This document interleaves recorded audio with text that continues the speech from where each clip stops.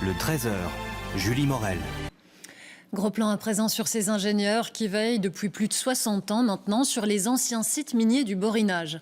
Il faut savoir qu'aujourd'hui encore, 25 stations de pompage sont actives en permanence pour éviter que des millions de mètres cubes d'eau n'inondent des zones qui se sont lourdement affaissées. Le reportage de Thomas Dechamps.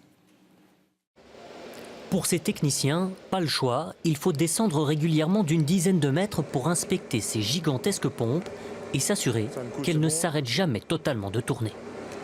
On fait un contrôle, je vais dire, au niveau vibration, c'est-à-dire du roulement de la pompe, de l'autre roulement ici, et également au niveau de l'accouplement. Si une avait un problème, je veux dire, on n'est pas sans assainissement. Il y a toujours 4 pompes qui sont opérationnelles, quoi. Ici, il faut toujours un plan de secours, car le bon fonctionnement des installations est tout simplement vital pour la région, surtout par temps de pluie. Essentiellement des eaux de pluie. À l'origine, le terrain naturel était plus haut que le niveau de la rivière, donc toutes ces eaux de pluie s'écoulaient naturellement.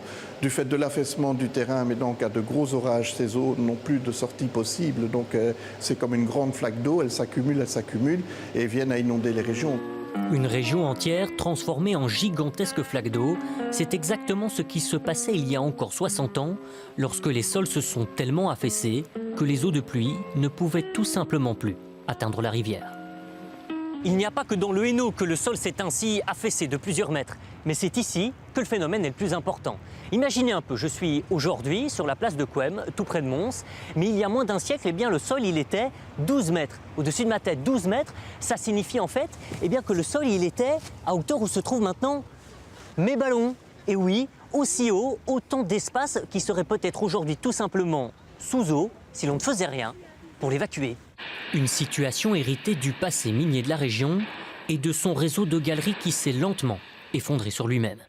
Comme dans d'autres provinces wallonnes, il a fallu installer des stations de pompage le long de la Haine pour empêcher qu'une zone de 37 000 hectares, habitée par plus de 280 000 personnes aujourd'hui, ne soit régulièrement dévastée. On est sur 120 000 habitations, 1000 entreprises et 1000 bâtiments publics. Donc vous voyez que c'est une activité quotidienne avec laquelle les habitants vivent quelque part sans le savoir. Pourtant, ces stations de pompage sont plus importantes que jamais. Car même chez nous, le changement climatique rend les orages toujours plus violents. Donc le changement climatique, on le perçoit partout, donc en manière générale une remontée des eaux. Et donc forcément, si les eaux remontent, les nappes remontent, il faut pomper davantage, il faut sécuriser davantage. Donc il faut moderniser les pompes, il faut évacuer plus d'eau, il faut renforcer les berges au niveau des cours d'eau. Au vu de l'âge avancé de certaines stations, c'est même devenu une urgence pour la région wallonne. 20 millions d'euros ont été débloqués et des travaux ont déjà commencé dans le Hainaut.